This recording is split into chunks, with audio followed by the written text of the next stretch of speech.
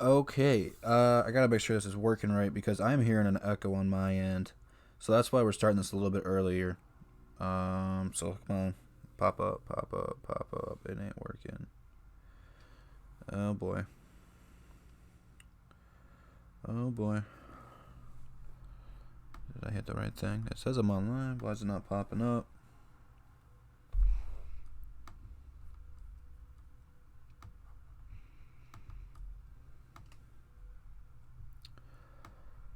What's going on, peeps? What's going on? Okay. What I need from you guys right now in the chat, am I echoing? Because I got the headset on because we're doing a reaction video today. I need to know if I sound good because in my headset I don't sound good. This is something new we're trying, so this is an experiment.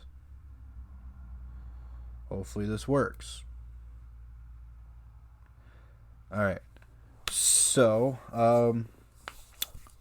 give you guys a little insight of what this is. Some dude, I don't, his name's Sporting Logically. He is a YouTuber, and I don't think he's necessarily a Pistons fan or anything like that.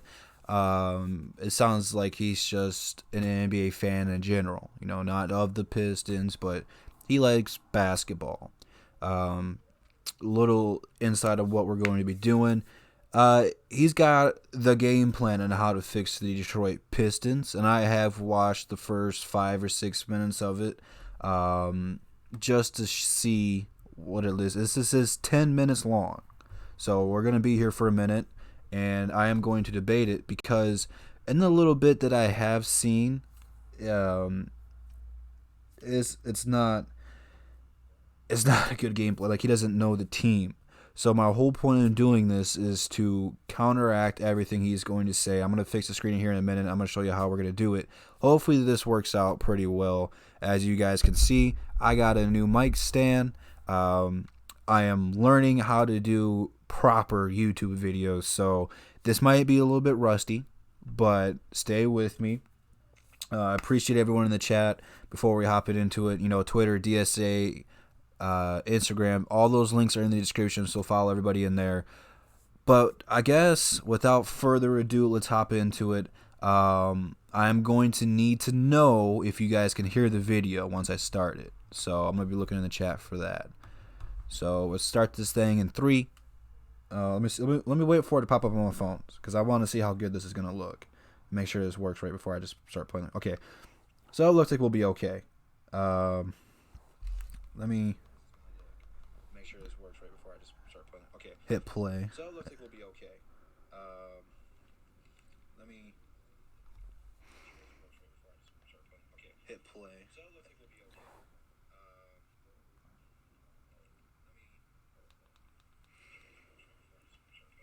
Hit play. Can you guys hear it? Let me pause. Can you guys hear the video?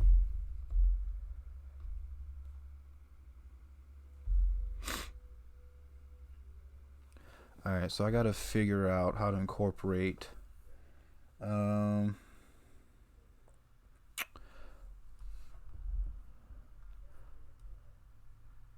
why don't we try to do it like this? Why don't we take the headset out? Well, is it gonna hear me? And this is what I mean when we still say learning how to YouTube.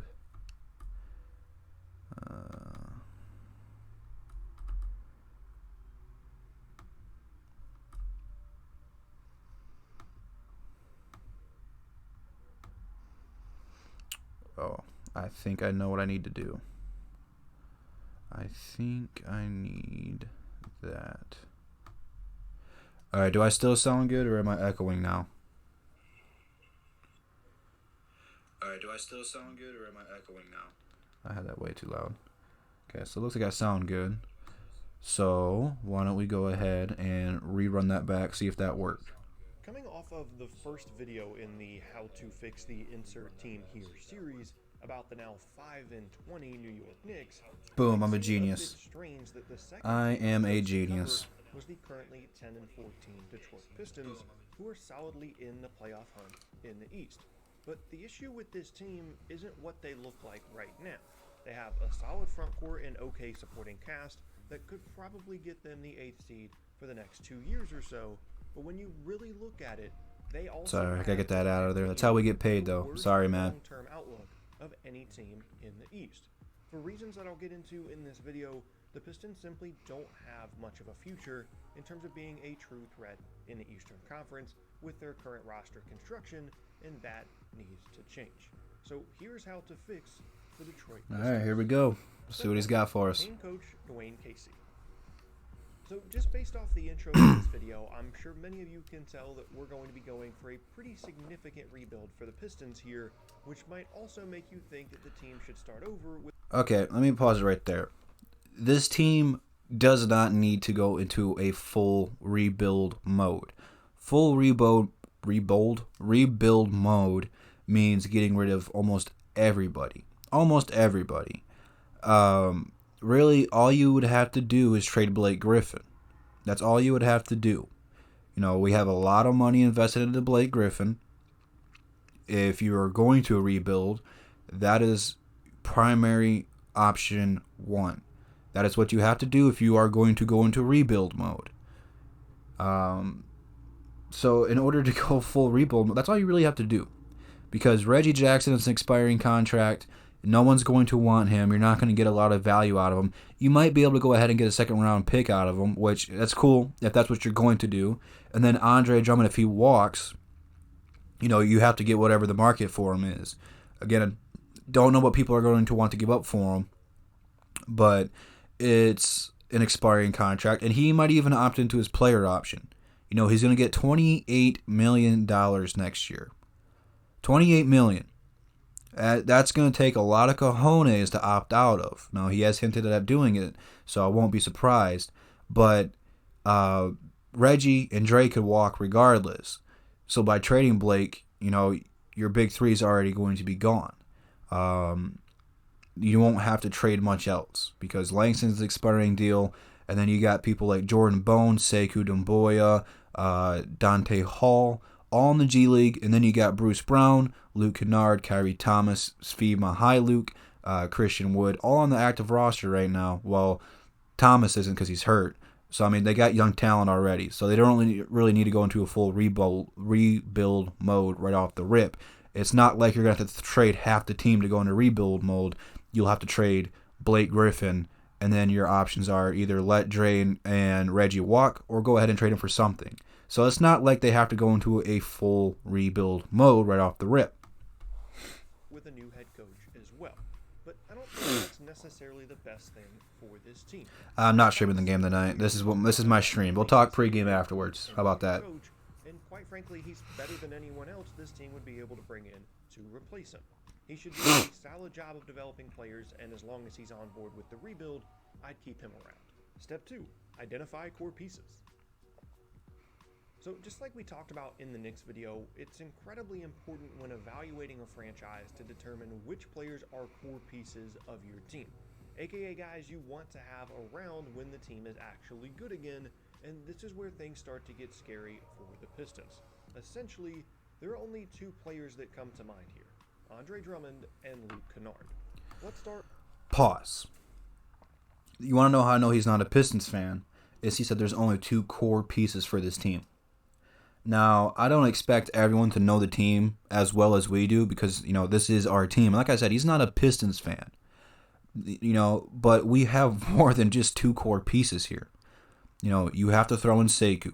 Sekou is going to be the future, whether he's going to be a good player or not. He's a core piece and a player you're going to have to build around. And I've said Jordan Bone looks nice. He's going to be a core piece for the future. Bruce Brown, guess what? He's a core piece for the future. Mykhailiuk, he looks like he's going to be a good player to come off our bench for us. Possibly even start. You know, he's only been, this is his second year, I believe, right?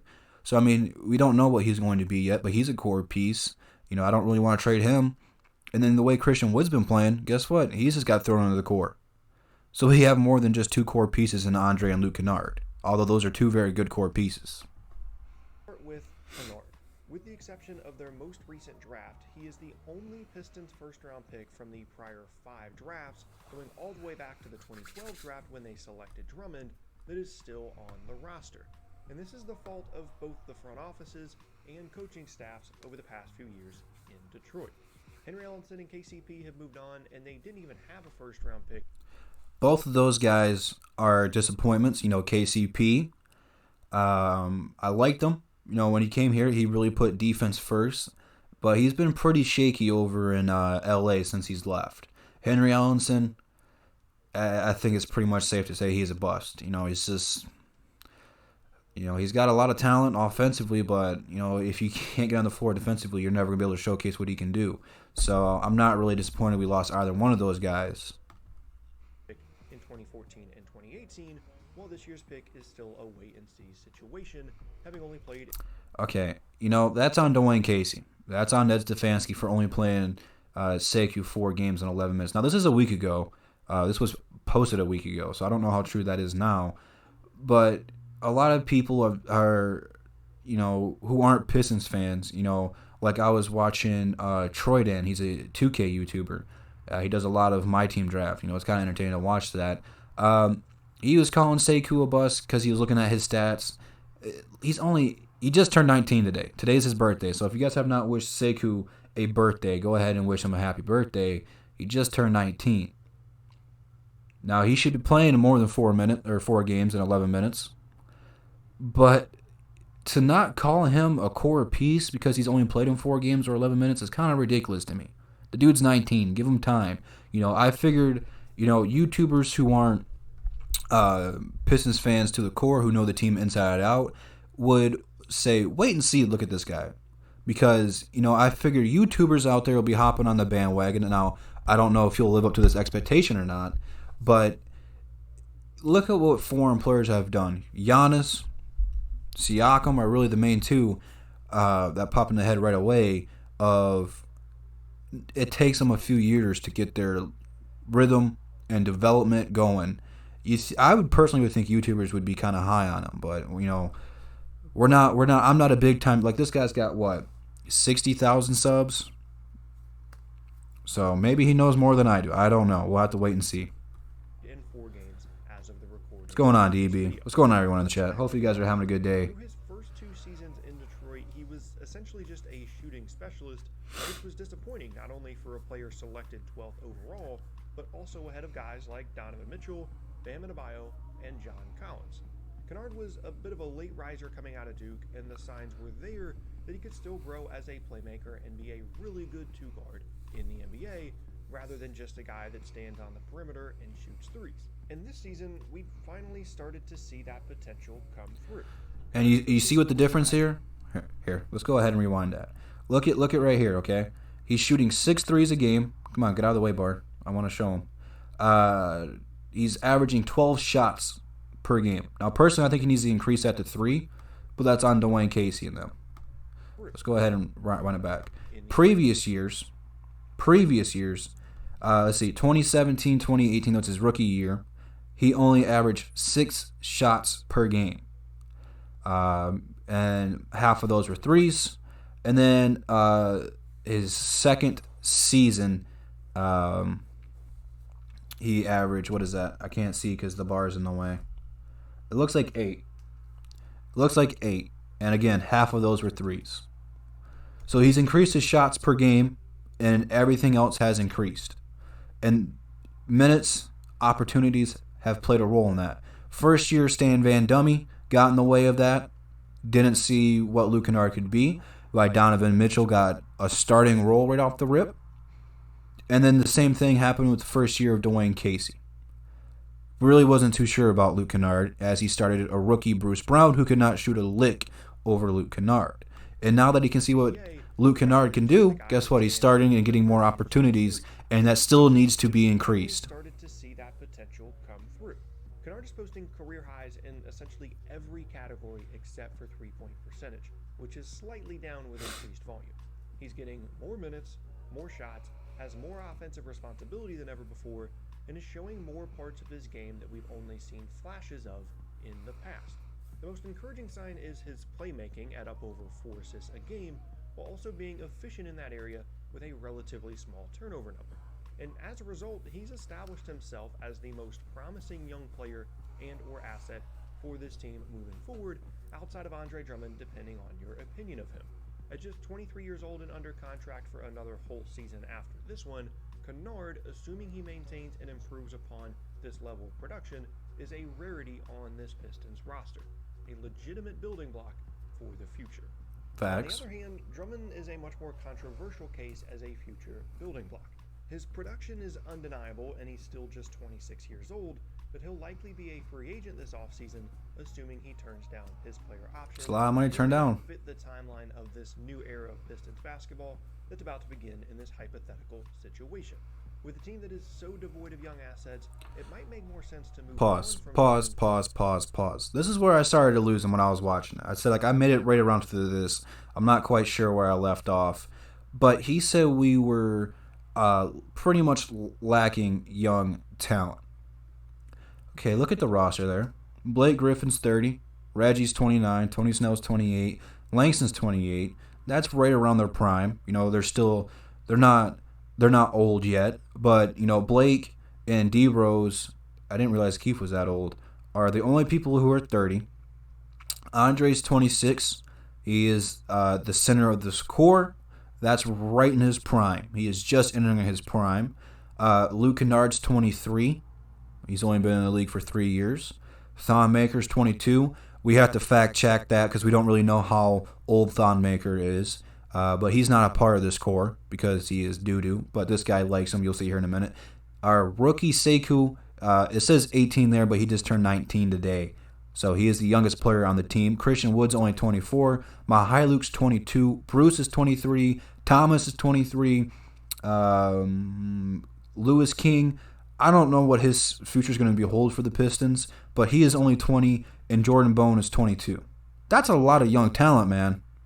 Now, I'm not saying any of these guys are going to break out and be ultra mega superstars, but that's a lot of young talent. You know, it's not, mathematics is not hard. You know, Andre's the oldest player of the core. He's only 26. He's got 4 more years before he's 30. Now, I'm not saying he's a building block or whatever, but to say that we're lacking young talent is not true. You just say that because, you know, you watch highlights and, you know, you see people like Derrick Rose, Blake Griffin, and Tony Snell, Langston out there, and you think, oh, man, they're pretty old. Well, I mean, we have young talent. We're just not utilizing it. While he's still under contract. Yeah, I'm with you on the Jordan Bone starting. For him to completely hit rock bottom before the team starts building things back up again. And honestly, that's about it in terms of core pieces for this team. There are some other pieces that I would like to retain, namely Thon Maker, Christian Wood, Svi, Bruce. Did you hear that? Did you hear that? Let me rewind that for you, just in case you didn't. Just in case you didn't. There are some other Listen pieces carefully. that I would like to retain, namely Thon Maker, Christian Wood. This dude wants to retain Thon Maker. Okay, he just said we didn't have young talent. And the first person he said he wants to retain, you know, outside of Luke Kennard and Reggie, or Luke Kennard and Drummond, was Thon Maker. Why would you want to keep Thon Maker when just below him right here, this guy named Christian Wood is cheaper by almost half of his salary? You know, I think Christian Wood's going to get a promotion after this year and at least get what Thon Maker's getting right now. Which is, you know, it's doubling Christian Wood's pay grade. And Christian Wood doubles, if not triples, the production of Thon Maker. Makes us look way better. I don't want Thon Maker on this team anymore. Christian Wood has won me over. Christian Wood should have been the first person out of your mouth over Thon Maker. Stop it. You don't know what you're talking about here, man. Now, this is as far as I could get, because once he said this, I shut the video off. So, this is going to be all new to me after this. So, we're going to digest this together. Wood, Svi, Bruce Brown, Kennard Thomas, and their most recent first-round pick, but that's mostly because the rest of the roster is so devoid of the kind of core pieces that I would like to have moving forward, which means that this team really can't afford to let any chance of these guys turning into good players down the road go to waste. They're going to have the cap space moving forward regardless, so bringing back these guys on cheap deals and giving them a ton of opportunities to develop for their own use or as trade pieces down the road. I need to get that picture. To me. But to be clear, the only guy I would make off limits to a trade on this Pistons team, unless a star is available way down the road, is Luke Kennard. Step 3, trade everybody else. Yes, I mean everybody. Oh, hey Portland, you need some front court scoring and star power? Here, take Blake Griffin. We'll just need some... Okay, no. That's never going to happen. We are not going to get a first-round draft pick and a player drafted in the first round for Blake Griffin. Not going to happen. So, unrealistic there. But, keep dreaming. Not to mention, I don't want Hassan Whiteside and Andre Drummond on the same team. It's not going to work. I know Hassan's an expiring contract right there, so is Dre. So, we'll get some money off the books, but there's no way Portland would do this. But good try. Oh, what's that, Dallas? Okay, so they would be having us make us trade Andre. No. What is this? What the hell is this? I know Andre's not a superstar, but what the hell is this? Tim Hardaway's solid. I don't think the Mavericks would trade Tim Hardaway for Andre. I really don't. You get a couple cheap contracts, but that Brunson dude, he's all right. But, he's not going to be a part of the future or anything like that.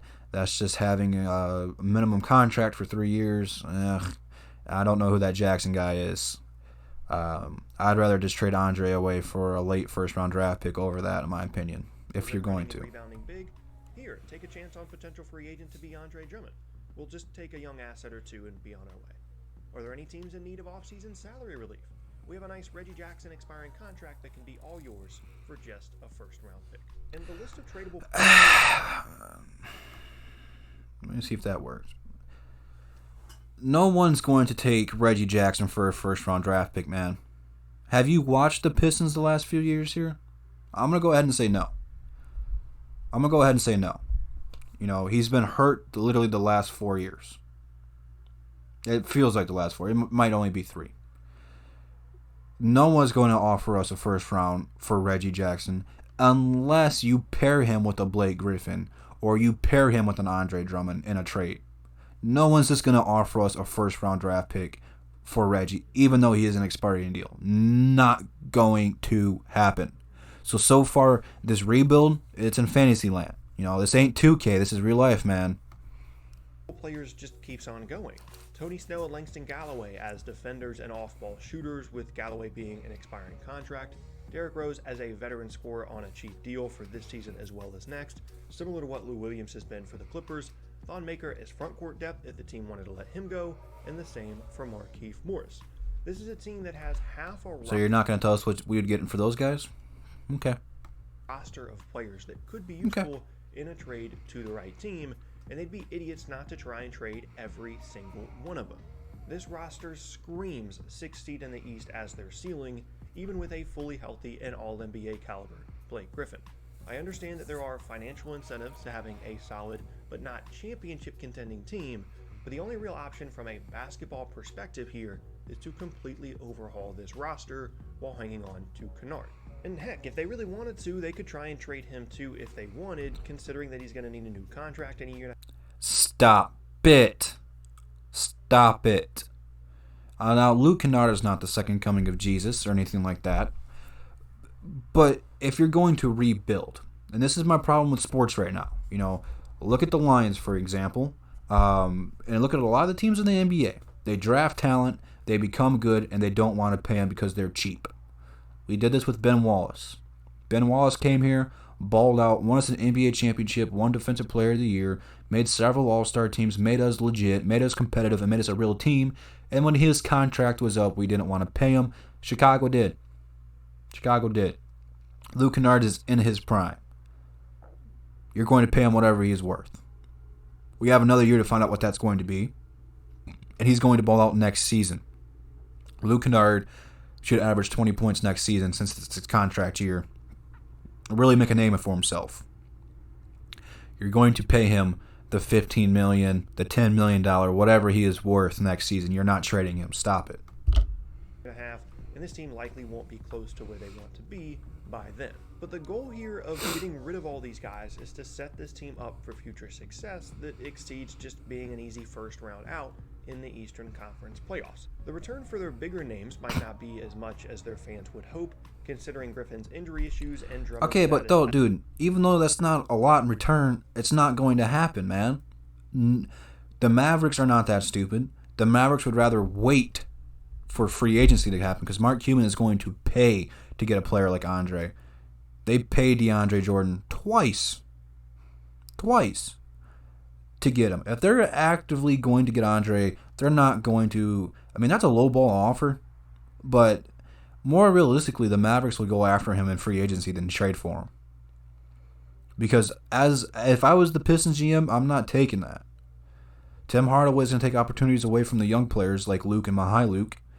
And I don't really know much about the other players. And there's no way Portland's giving up a first round draft pick and the player they just took in the first round for Blake Griffin. Not going to happen. So, in La La Land, have fun with it. As an impending free agent, but getting any assets in return at this point is a positive, and their value isn't likely to go up from here. So it might. Just let me point this out real quick though, because this is funny. You see, trading away Blake Griffin, we only lose 3 more games than projected. Trading away Andre, we lose 9 more. Just throwing that out there. Bit of a bitter pill to swallow for this franchise to completely reboot like this, but it's pretty clear that's exactly what they need to do. Get some young players, some extra draft picks, give them the space to develop, start the tank, and see what kind of team this front office can put together. You said start the tank. Real quick. We'll put that in the background real quick. Oh, shoot. I didn't mean to do that. Sorry. Tanking does not work in the NBA. If you're bad, you're bad. And I think the last draft showed us that tanking does not work. New York Knicks tanked to get Zion. That was the joke all season long. They were the worst team in all of the NBA, ladies and gentlemen. They did not get Zion. You know who did? The Pelicans, who had a superstar demand a trade. They didn't end up trading him. They didn't tank. They just sucked without their best player. They didn't tank to get Zion. They were projected to have like 5 or worse draft pick, I do believe. But because it's a lottery base, anybody can get it. You can literally be the 9th seed. Well, is that lottery? I don't know. Whatever the minimum is. You could be like the 10th or 11th seed, whatever it may be, and end up getting the first round draft pick. Or the very first pick, might I add.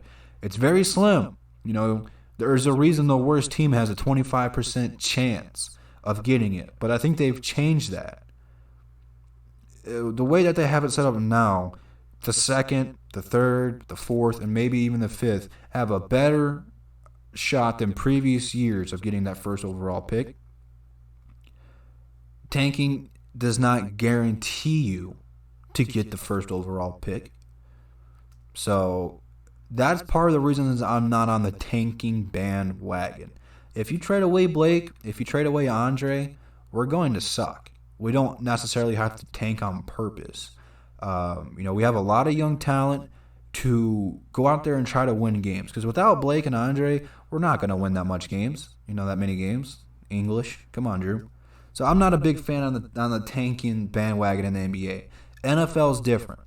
NFL is completely different. NFL, worst team gets the best pick. Here, the worst team may not always get the best pick. So that's my reason for not tanking intentionally. 2020 free agency to get more trade pieces. This might seem a bit confusing at first, but I think this is actually a strategy that teams should start exploring. Remember when the Suns signed Trevor Ariza to a big 1-year contract in the summer of 2018, still sucked as a team and flipped his expiring to the Wizards and got back Kelly Oubre, who's now a key piece of their team? Or this past offseason when the Knicks brought in Marcus Morris on a big 1-year deal and now will likely trade him for some kind of piece this season if they have any kind of basketball intelligence at all. They don't. Why don't more teams do this? Sign a solid veteran player to a big money but short deal. Because you're not always going to get a Kelly Oubre in return. I don't know why Washington did that, to be honest with you. I really don't. It baffles me that they did that. But you're not going to always get a young player in return for an aging veteran with a big deal. It's not always going to be the case. So those are we have yet to see what the Knicks are going to do with Marcus. Certainly, I think he will be dealt. But there's no way they're going to get a young talent like Kelly to come to the Knicks. There's no way any team's going out there to offer him anything like that unless the Wizards are that stupid again. Then flip them to a contender at the deadline. I mean, sure, you have to wait until December 15th to trade them, and they might. Hey, you ain't lying. You ain't lying, Benjamin. A little bit. We're tanking right now. We don't know it. Actually, want that you couldn't have gotten otherwise. Now, there are issues with this, namely, if you want to keep trading away veterans after signing them in the offseason, eventually they won't want to sign with you anymore. But still, the Pistons would be smart to at least explore this as an option, especially in what looks like a pretty dry free agency class in terms of stars. Step 5. Draft the best players available. Oh, gee, I wish I would have thought of that one. In my opinion, teams that are in a tanking situation too often get bogged down in fit. Right there's why we're rebuilding. Right there. You see that guy right there in the middle, Chris Middleton? We had him. We traded him. That's really been the problem. You know, we've missed several draft picks. You know, you guys know the drill. You guys know who we've passed up on. But we've had people come into this organization. Spencer Dinwiddie, Chris Middleton really stick out as the two who absolutely ball in the league right now. But we traded them because we weren't patient enough.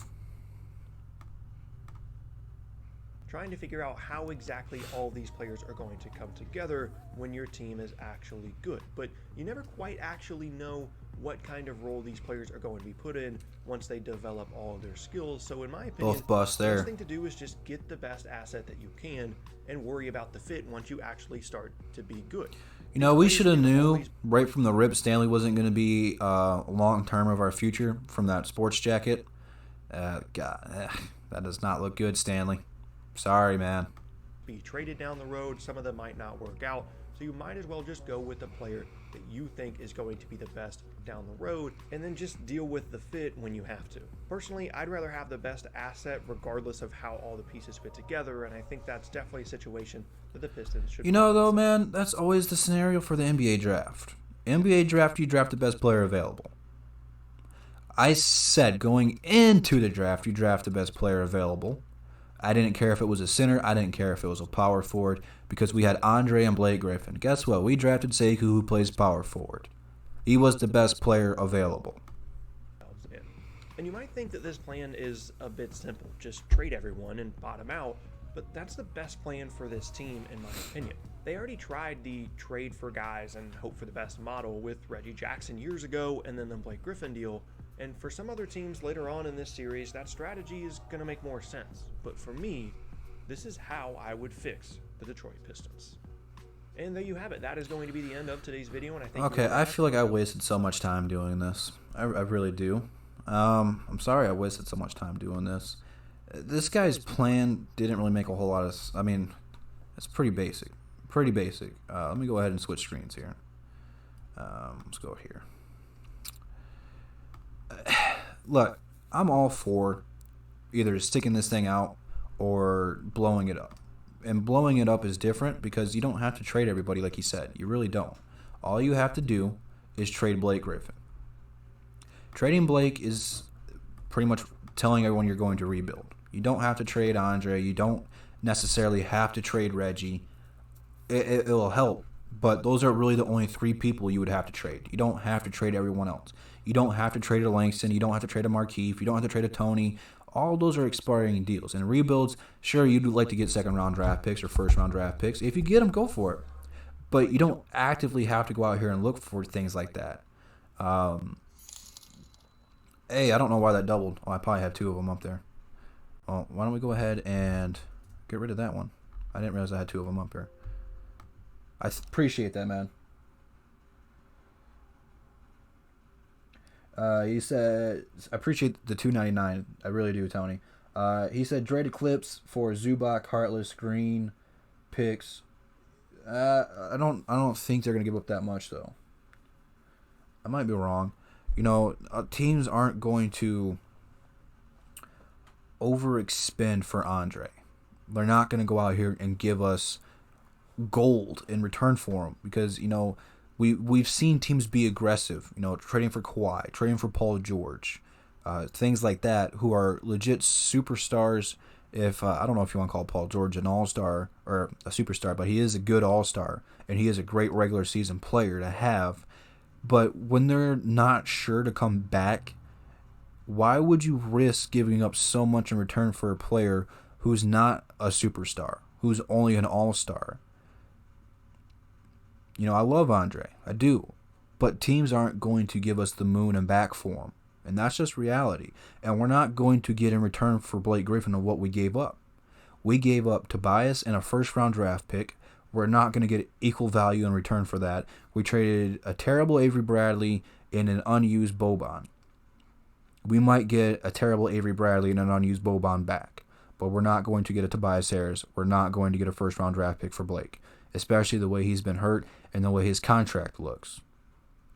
So, unless you can package Blake and Andre, that is pretty much the only way I think we'll get a first-round draft pick out of anybody that we have on this roster that we are willing to trade. And me, I'm not trading Luke Kennard. I'm not trading Sekou Doumbouya. I'm not trading Christian Wood. I'm not trading Jordan Bone. I'm not trading Mihailuk. I will trade Bruce Brown because it's going to take him a long time to develop his offensive game where he's not a liability out here. But he is going to be a solid player. Again, I don't think he's going to be an all-star like that, but he will be a good player for whatever his career entails. Bruce is going to be a solid player. But all the guys I listed before that have unlimited potential. Only them can get in narrow ways of being good. So part of the reason I don't want to blow this thing up by trading Blake, I don't care if we trade Blake. I really don't. I'm neutral on it. I am grateful for everything Blake Griffin has done for this organization, showing heart and determination, playing on one leg with a torn meniscus in the playoffs. I respect the hell out of Blake Griffin for doing that. I respect the hell out of Blake Griffin for coming here and embracing Detroit. I really do. So if we keep him, I'm cool with it. If we trade him, I'm cool with it. I'm at peace with it, whatever we do. Just have to get the right deal. And I'm not expecting a huge return for Blake Griffin. I'm really not. I'm not expecting a huge return for Andre. And this dude said we can get a first-round draft pick for Reggie. How? Maybe I should buy into that because guess what we did? We got a first-round and Tony Snell for John Lewis. So maybe it's possible. Maybe it is. But who would give up a first-round draft pick for Reggie? Who? The expiring contract's nice, but if I'm a team and I gave up a first-round draft pick for an expiring deal, I'm not going to be happy. Because here's the reason it's different for this year. The only reason I'm saying it's not going to happen is because there's not a whole lot of big free agents out there. There's really not. Andre, Mike Conley, Brandon Ingram are really headlining the free. That's like the B players of the league, maybe C. Why would you trade away a first-round draft pick for salary cap to spend it on a player who's not really going to come in here and take you to the next level? If you're going to go ahead and be one of those teams who's going to throw Andre Drummond the money in the offseason, why not just trade for him? I mean, there's several ways we can play what ifs all day long. I can sit here and play what ifs. Realistically, we're not going to get a lot in return for these guys. So even if we do say blow it up, trade all three of them, okay, we'll get maybe a couple second rounders and a couple guys that we've never really heard of. Because the way that Blake Griffin's played this season, not a whole lot of teams are going to be like, yeah, I'm going to hop on that bandwagon. And again, we only gave up so much to get him is because Stan Van Gundy was trying to save his job. It wasn't a long-term solution. Long-term solution is keep the first-round draft pick, maybe sign Tobias Harris back, maybe. Tobias got a lot of money. He did. And that was one of the questions we were having is he worth it? But he's younger, less injury prone. But Stan got Blake here to save his job by making the playoffs. and still couldn't even do it because Blake got hurt. Love Blake Griffin, I do. But it wasn't a long-term solution here. It really wasn't. So, the best bet for the Pistons, in my opinion, is to talk to Andre. Okay, rather if you're going to resign him, you have to talk to him. And I know Tom Gores is going to talk to him, but you have to find out if he's coming back or not. You do. Because if you let him walk, you get nothing. Absolutely nothing. And just because he said he is going to leave does not mean you have to do that terrible Dallas trade that was just popped up on my screen. Doesn't mean you have to panic and do the first trade that you get. You know, deadline's in February. So we got about a month and a half until the trade deadline. It might be 2. But I think it comes like in the second week of February. So it's right around a month and a half until the trade deadline. That means you have about that amount of time to start exploring trades for Andre. You know, start getting your negotiations going if he's not going to resign. If he resigns, I'm cool with it. If he opts into his player deal, I'm cool with it. I'm not going to pay him the 4-year, $50 million mark. And if that's what he's demanding, then it's time to take my fandom out of it and do business, because he's not worth that much money. He's not. You know, if he was averaging 20 points and 16, I'd throw him the bag. But part of the reason he's not so effective is we have done just a terrible, terrible job of surrounding him with talent. I mean, he doesn't have a point guard right now until Derrick Rose steps in the game. And by then, he's either in foul trouble or they're taking him out to put Thonmaker or Christian Wood in. He does not have a true point guard. A legit point guard, I could say. Because the definition of true point guard, it changes on who you talk to. We have done just a terrible job of surrounding him with talent. Josh Smith, Greg Monroe, injury-prone Blake, although I do respect the Pistons for trying to kind of fit them together. You know, that makes more sense than pairing them up with Greg Monroe and Josh Smith. At least both of those players can be dominant, and we've seen them work. I never really seen much hope with the Josh Smith, Greg Monroe, Dre thing. We traded away all the young pieces, all the players that he liked and respected. We traded away all of them, or let them walk. So it's tough. If you keep him, you have to develop bone, get him a point guard. You might have to go after Mike Conley. I don't really want Mike Conley, but Andre needs a point guard. He does.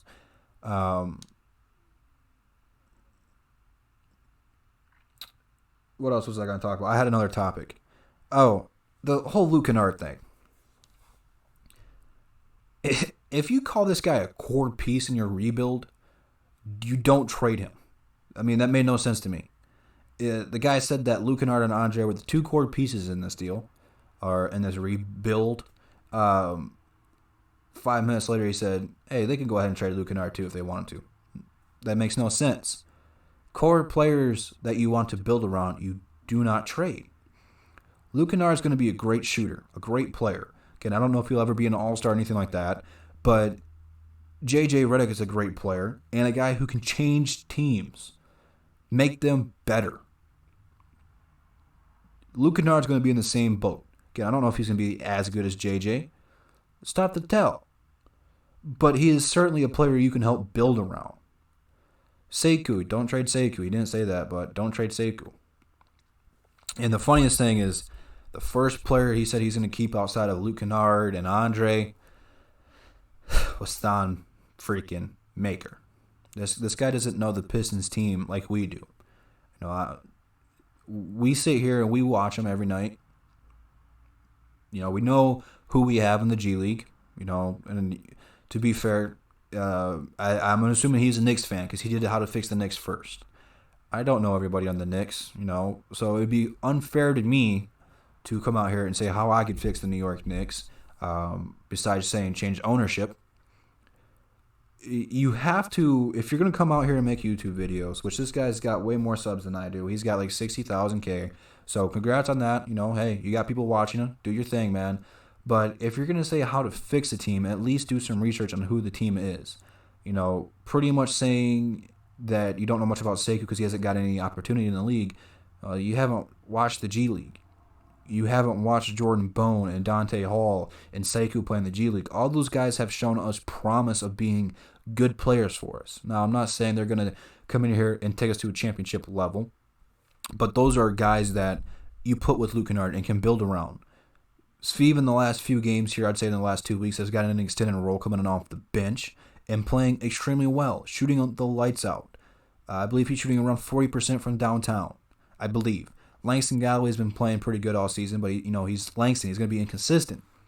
Not saying he's a core piece, but those guys I said before, Langston, those are your core pieces right there. And to say that we lack young talent, I mean, what?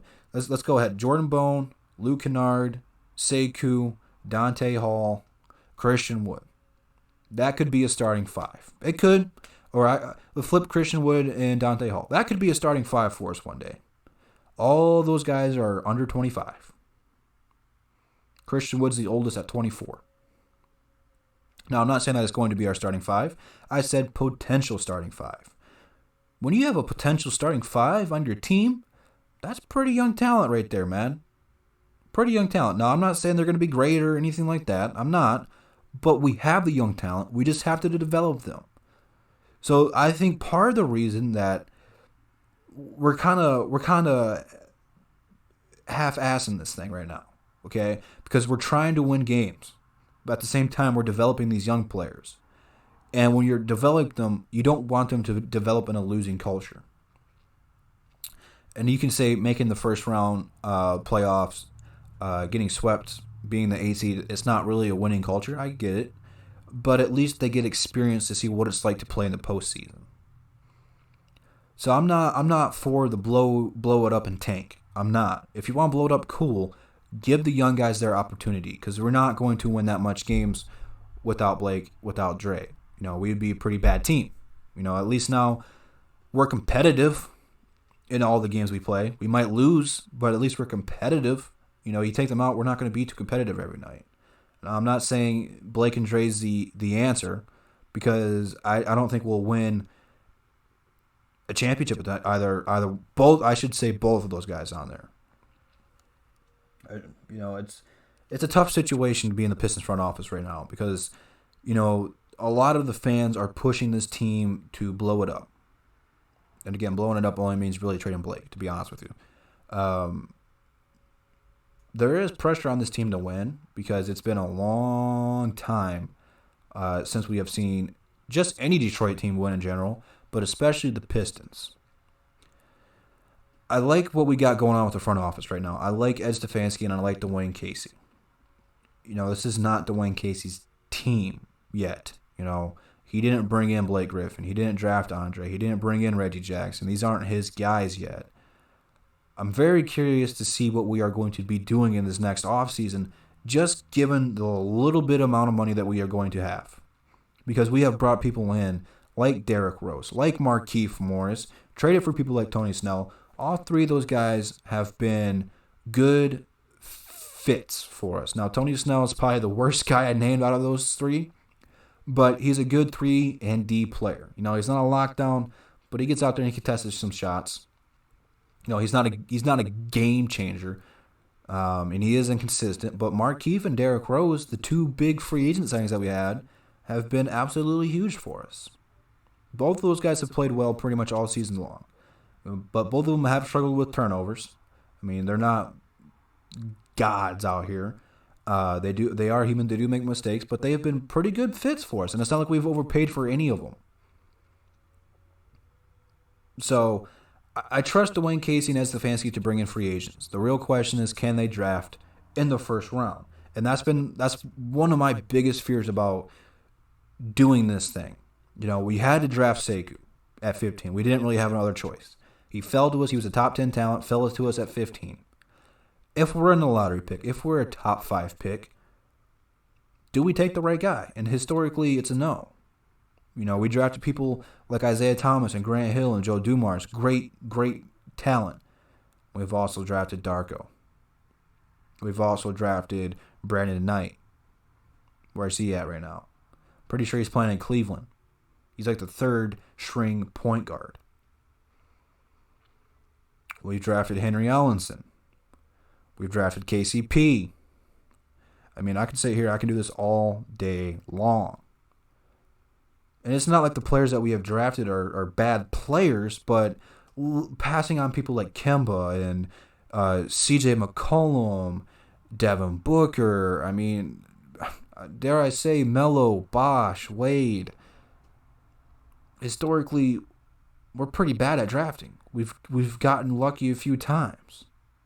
And that's because we knew who the best player coming out of that draft was going to be. And I'm not saying Joe Dumars was the best player coming out of that draft, but, for Isaiah, it was between Isaiah and Mark Aguirre. Well, we didn't really have to worry about who we were taking. Grant Hill was the best player coming out of college. Then it turned out to be him and Grant Hill, or him and Jason Kidd. So, I mean, it's like the picks that we did good, it was no-brainers. But it seems like once that superstar player or the guy who's supposed to be the face of the draft gets taken, we don't know what to do. I appreciate the super chat. Tell me I do. Again, you're coming in clutch when I do these live streams. I'm not so high on King though. Like, I think he's gonna be okay. I just don't know what his ceiling is going to be. I think Sekou, Jordan Bone, and Dante Hall have better futures than him. But maybe I'm wrong. I don't know. And that's part of the reasons young talents are gambles, because you don't know what they can be. Most of us thought Stanley Johnson was going to be a good player. He just never developed the right way. And part of it is probably because of Stan not doing what Dwayne Casey's supposed to be able to do. Dwayne Casey is the perfect guy to have come into this organization to develop talent. Now, Dwayne Casey may not be the guy who's going to give us an NBA championship, but he helped build the foundation over in Toronto, and maybe they got to upgrade with Nick Nurse. It's still too early to tell. We got to see what they're going to do in the playoffs this year. If they win a playoff series, I'm going to go ahead and say Nick Nurse is a better coach, but he might be. That's debatable. I'm not going to get into that, but he helped set the foundation for them. Helped develop some young talent, drafted well. Whether you want to say he developed Siakam or not, he drafted him. I mean, they did a great job drafting and finding second-round draft picks and undrafted talent that are going to be a big part of their future. They won in the NBA Finals because of what they were able to do in their development stages. And now we're hoping he can repeat magic here. I don't know if he will or not. I don't. But we're hoping for it because we need it. We need Bone, Bruce Brown, Mihailuk, Sekou, and all those guys to develop. And to say that we don't have a young core is kind of ridiculous, like this guy said. Because we do. We have a lot of young talent. Blake, Markeith, and Rose are the only players on this team 30 or over. That's 3 people. You have 13 people on the active roster. That means 10 of those players are under 30. I don't know, man. It's a pretty weird state to be a Pistons fan. It's a pretty weird state to be a Detroit fan in general. I'm not sure how long we've been on. Let's see. It's two. I think. Hold on. Let me rewind this and see how long we've been on. If I can use my phone the proper way, we could determine this a lot faster. So we've been on for almost an hour, and I appreciate you guys sticking in here and being a part of this conversation. I wish I could have talked more to you guys about it, but I just had a lot to say because I want to do more stuff like this. I want to react to more videos and kind of debate about it. So if you guys like this, please hit that like button so I know you guys liked it. And, the chat's going crazy. I can't even read all you guys in the chat right now because it's just too many of you guys in here. I appreciate you guys for being in here. It's awesome. I'm glad you guys are passionate about this. So what I need from you guys right now, if you guys have more videos for me to react and debate like this, I just need you guys to hit me up on Instagram and Twitter with them, and I'll do it. I had a blast doing it. I didn't expect to go on for an hour, but we did. We absolutely did, and it flowed. So I had a blast doing it, and it looks like a lot of you guys enjoyed it, and a lot of you guys have your opinions on it, and that's the best thing about being a fan, is we all have our opinions, and we're not right or wrong debating this, because there's no statistics in this. This is all what-if scenarios. So I could be wrong on what I'm saying. You could be wrong on what you're saying, but we won't know what this team's going to look like in 5 years. So I'm here for the ride. Whatever happens, I know the Lions suck. I know the Wings suck. I know the Tigers suck, and the Pistons are sucking right now. But I got them all tatted on my arm. They're all 4 of them are on my arm. I'm Detroit till I die. I'm not switching up. I'm here for the long haul, man. It's been frustrating. I get it. I know all you guys are frustrated, but we had 50-some people in here talking about this at one point in time, which just shows to me that you guys care. And it's just good to know that I have people who follow me who care about this team, because there's a lot of people who don't care. And when we have 50 people in here, so I know at least out of the almost 3,000 people that we have subscribed to Detroit Drew, that 50 of you are real Detroit Pistons fans. At least 50 of you are. You're not here to take all the glory and not go through the punishment. So I appreciate you guys for rocking with me. Like I said, if you guys got some more videos, because this was posted a week ago and I just found it last night. So this was cool. I'm glad I did this. I had fun. So with that being said, if you guys have not followed me on Instagram and Twitter, that's how you're going to have to give me these videos, because it's very hard for me to see comments where you post links in the comment section, because YouTube automatically blocks them out. So usually like once a week I go through the spam section, and it's kind of devastating to me, because there's a lot of them that aren't spam that get put in that category, and I can't see them on YouTube and stuff. So if you're going to share links, YouTube automatically blocks links in the comments. So you'll have to hit me up on social media for those, and I will give you guys shout outs for giving me those videos. So I might start doing this for highlights if I don't go live during the game. That's an idea. We'll do some more stuff like this. I'm glad I figured out how to do this. We are getting pretty professional at this YouTube thing. I like it. But check out the description. Above the Rim is this Saturday, 1 p.m. still. I do believe we're still doing that, even though it's a holiday season. But you guys, it's almost Christmas Eve, man. You guys go out there, spend it with your family, your friends, your loved ones, however. You guys have a Merry Christmas, a Happy Holidays. We're going to be dropping some videos tomorrow and on Christmas, so stay tuned for that. But you guys have a happy holiday. Peace. Are you ready?